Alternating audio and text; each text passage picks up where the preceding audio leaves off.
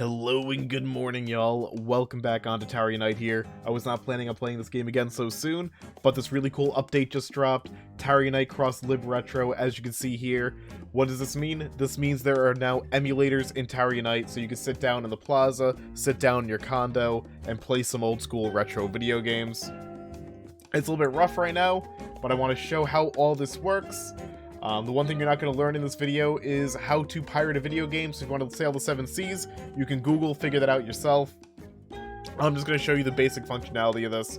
So first things first of all that, we're actually going to have to hop into a plaza, just so I can show you what to buy and where to get it. So let us load into here. And the first place we are going to have to check out when we load into here is going to be the toy store, the toy stop, the toy shop. I forget what they call it. I've only been playing this game for many, many years. Brains do weird things. Let's go. The toy stop. There we go. So most of your stuff is going to be in the toy stop right now. So we got a whole host of different arcade cabinets, be it racing arcade cabinets, fighting game style, anything of that sort. We also got a SNES. They can't say Super Nintendo, but you know what these consoles are supposed to be. We got a SNES. We got a PSP, which is equipable. We got a Sega Genesis or Mega Drive, a Sega Dreamcast, Nintendo 64, a bunch of cartridges that you're going to want to end up buying, a PC, and an NES here. But that's not all. Let us head over to Rob's Imports. This is actually completely unrelated to the emulation on hand, but I figure while we're recording, we might as well show what else they've added, which is just an unfinished VCR and a canvas VHS tape. Woo. But that is indeed a thing. But you guys care more about the emulation, I'm sure. So the other thing you need to, or the other things you can buy for emulation are going to be the arcade for tickets. It is going to cost 88,000 tickets to get everything in the arcade for emulation, if you want to get it. You don't need to buy all this, but you can get it if you want to. So they have an Atari 2600, a big old racing cabinet, essentially a Game Boy, and like one of those tabletop arcade cabinets. Which is really good for Pac-Man, mind you. Alright, so now you've seen all the stuff that you can buy for the emulators. Let's hop into my house where I've set a lot of this up and I've messed around with quite a bit of it. So let us get that underway. So, basically what happens is when you buy the consoles and you have them in your inventory, what you can do is just place the console down right next to any media player that you have. Pretty much if you have the console near a media player, it automatically plugs itself in and goes into emulation mode. Then what you will do is you will bring down one of the gaming cartridges that you bought at the toy shop, and then you will right click on it, and then you can go to edit, and there is an emulation tab here where you can browse a game and load a game in. I've only put a few games in right now for NES, Genesis, and SNES, but maybe I'll experiment more in this video. But those 3 consoles work really well. So what you will do, for instance, I have Rival Turf on this right now for SNES.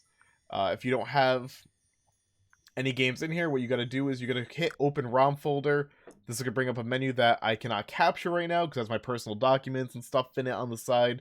But I assure you, it's just a Windows Explorer screen listing all the different consoles. So for Super Nintendo, you would drag your ROM into the SNES 9X folder that pops up when you hit Open ROM Folder. And when you put it in there, it'll pop up right in game here. And if you have any luck, which you should, it's also going to automatically give you the box art for the game you picked. And then what you do is you pick up your cartridge, you throw it into the console, you press play. It also save states really easy, but this is Rival Turf here. I can press start, and it automatically is bound to an Xbox pad, so you have an Xbox pad plugged in. This all works flawlessly. No issues, right away. It is absolutely lovely. Rival Turf, also, by the way, pretty okay game. Pretty okay beat 'em up, not great. Well worth the $2 I spent on it back at EB Games, back in like maybe 2001, 2002. It's not too bad. I don't know why I chose this to be the one to show off SNES emulation, but hey, you know what? It works. It definitely works. If you get bored, the save state will be saved, at least during the session. I actually haven't restarted the game yet to see. I haven't really restarted the game yet to see if the save state stays between sessions of this game. Whatever. I hit control, I exit the game, then I can end the emulation if I want, and boom, done. Same mentality here applies to arcade cabinets. I currently have Bugs Bunny and Double Trouble paused here. But same thing, you pick up the cartridge, you throw it at the thing, and then the game launches. Lovely. I might as well just show some of it, actually. Why am I walking away from it? I might as well show that Genesis works just fine. But yep, this is Bugs Bunny and Double Trouble. We're on the first level. Audio sounds pretty okay. Gameplay's fine. All the buttons are mapped correctly, it feels like. And I could be a good old Bugs Bunny. And these arcade cabinets are made in a way where the screen is just big enough for it to be completely playable here. So that's actually going to come into one of maybe the little flaws that this emulation has, is that some media players just aren't good with this. So I have a Dreamcast upstairs. A nice, lovely Dreamcast on a tiny TV, and you're going to see one issue that there is. So here we go. Here's my Dreamcast, where I have the NES game Shadow the Ninja currently plugged in. Here we go. And as you can probably tell, on some of these media players, the screen is so small, by default, that it is really hard to tell what's going on. Kinda wish the screen got zoomed in on a little bit more, but what can you do? Is it playable like this? Kind of.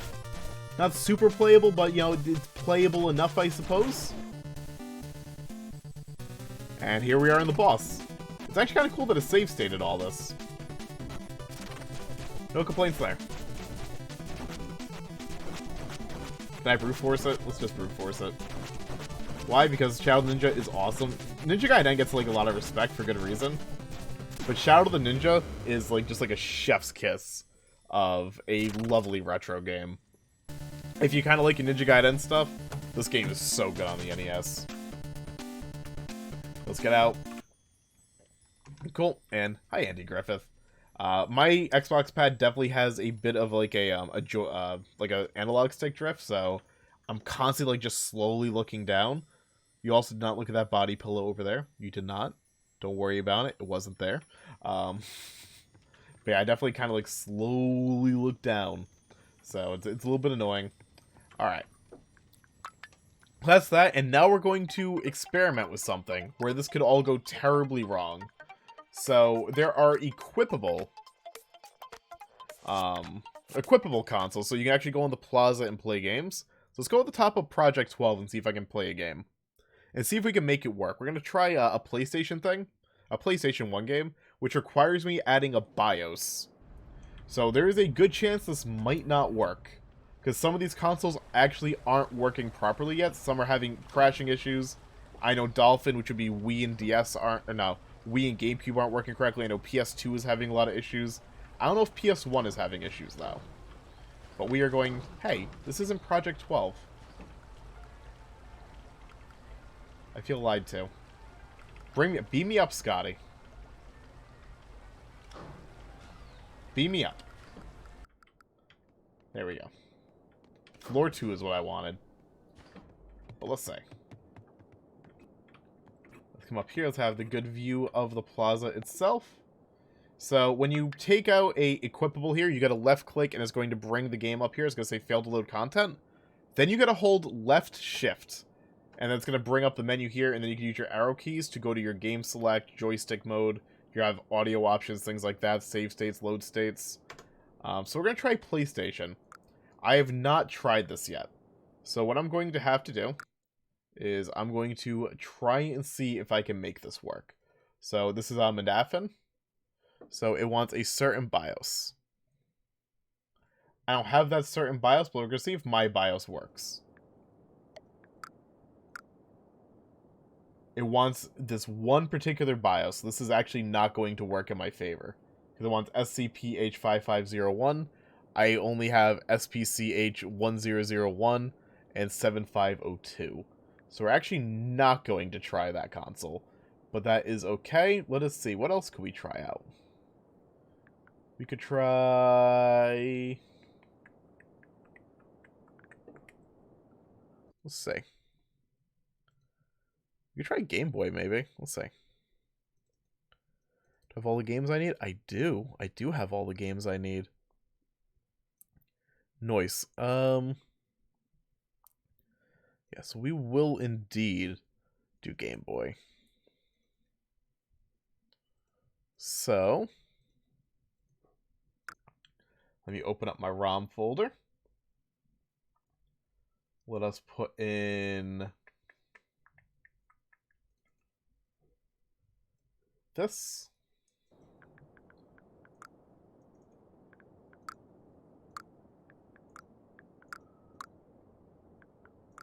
Let's see.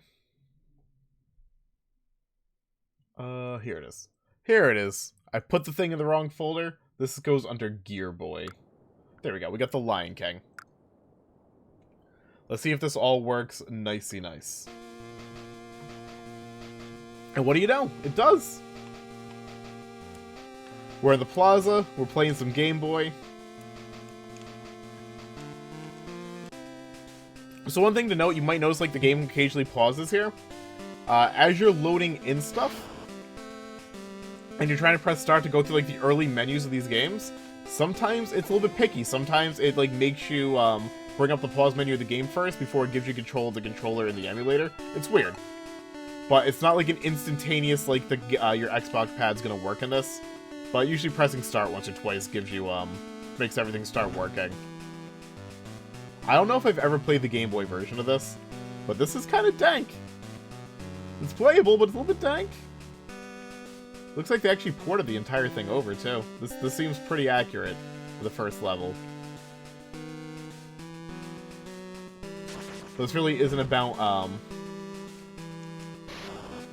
whether or not I can beat this. It's just about whether or not this plays, and you know what? This definitely plays.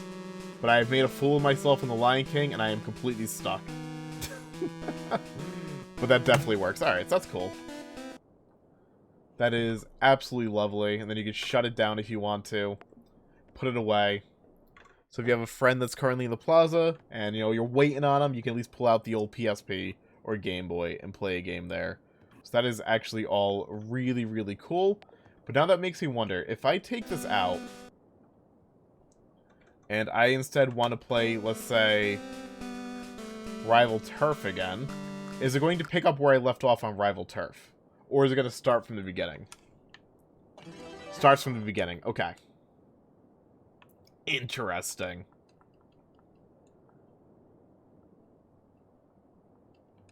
Alright. And everything's working here. Loads right up. No problem. We are good to go. Lovely.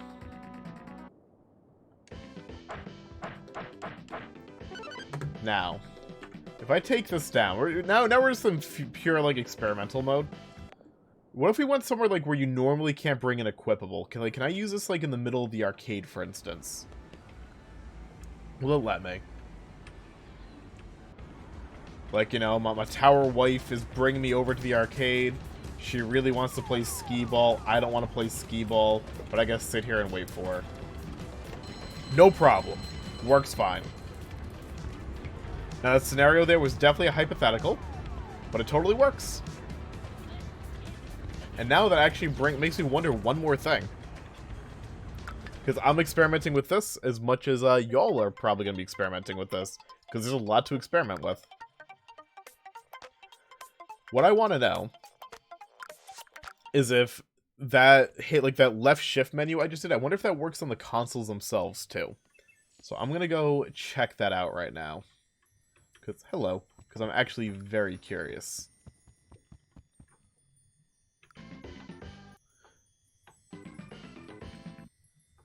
It does not. Yep, no menu there.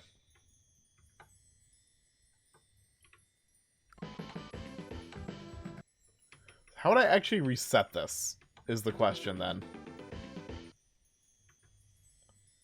If I pick it up and remove it, maybe?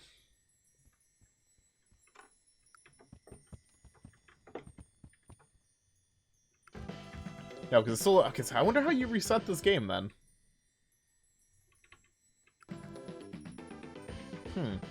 Weird.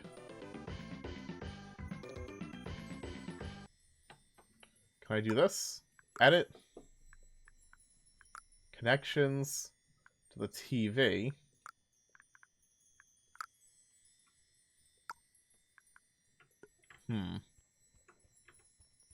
Where did I put my game? Oh, there it is. It's all the way over here. Oh, crap! Wait, you can do different... you can do different kinds of cartridges. So it actually makes sense. Oh my god, that makes so much sense. So I can do, like, the Super Nintendo style. Oh my god, that's so much less dank. But I don't want to do the Super Nintendo style. I want to do the Atari style, because that actually fits in perfect into an Atari console. There we go. Yep, that's what we wanted. Perfect. Alright, so I don't know, like, how you actually reset the game. To be honest. I'm sure with some time I could figure that out.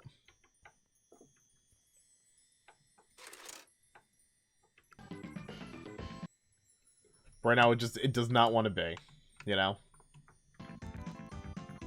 Looks like, but yeah, it just looks like Shift pauses it. That's it. Okay. There's still some, like I said, there's still some stuff to kind of figure out here. But that is all really, really cool. And the fact that this is a thing is awesome. Now, does this work on projectors? That's the next question. Can we project this? Alright, let's see. Toys and interactables. We got media. Put a Sega Genesis up here. Does that work?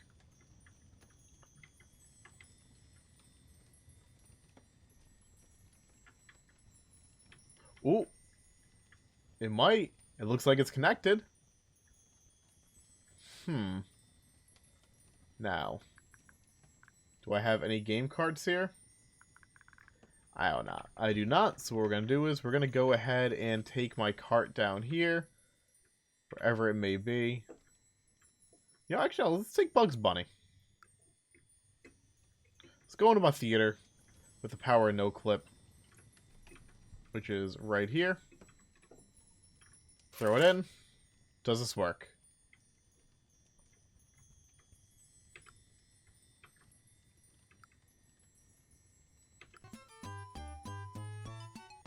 It does not. It does not work on projectors, it looks like. It was a... Oh, you kind of does, but you can only see it on the projector glass here, and not on the wall.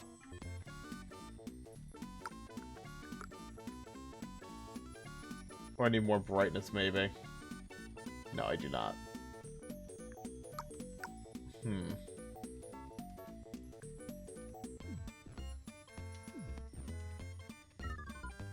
Got this, vertical lens shifts. Nope. It's just not working. Oh, well. It was worth a shot. Now we got a Mega Drive on the ceiling here. It was worth a shot. But at least we got the game over screen there reversed. So that's pretty cool. But yeah, I guess that's really like all we got to cover here. Is that emulation's here. It's super easy to set up. Again, I'm not going to tell you how to get games. You can figure that out on your own some. You lonesome. But really just go on the Plaza, buy the consoles, buy the cartridges, place down the cartridges, and then just put whatever game you want in here. Again, just hit open ROM folder in the bottom right hand corner. It's going to open up all the different emulators for you. Drag and drop in what you need. And it's also going to ask for specific BIOSes in order to play certain games. So like for Sega CD, it wants BIOS CDU. You'll have to figure out where to get that. So I'm not a big fan of like how it's really picky with what BIOSes you need. But beyond that, whatever. I'm just very, very happy that this is all here. You can even put DOSBox in. I was going to see if I actually had a... There's one DOSBox game I'd love to try. But I don't know. I don't know if I still have it installed. I don't think I still have it. Oh, this is a heartbreak. An absolute heartbreak. Do I have it? No, I don't. No.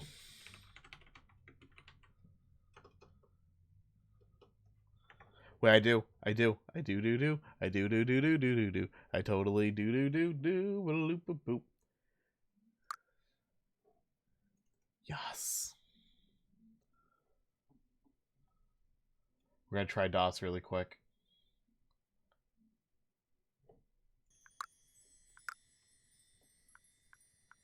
Do you work? Please tell me this works.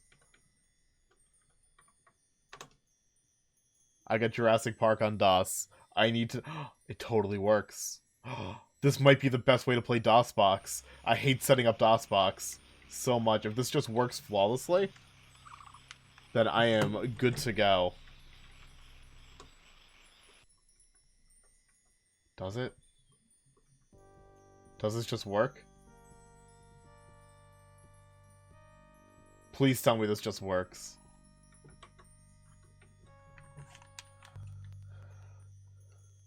Wait.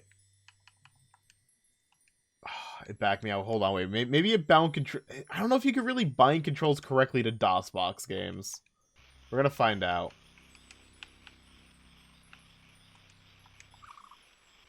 Start.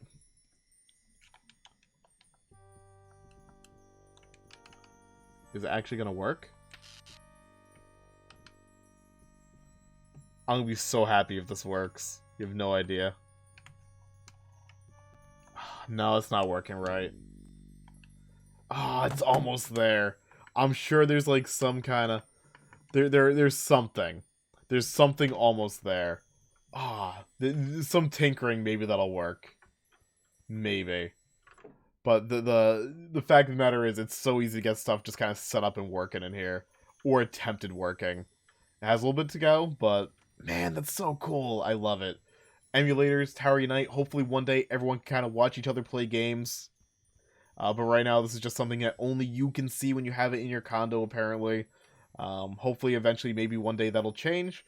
But I guess that's going to really do it for this video. So thank you all very much for watching. I'll catch you guys again in the next video. Have fun playing your retro stuff in Tower.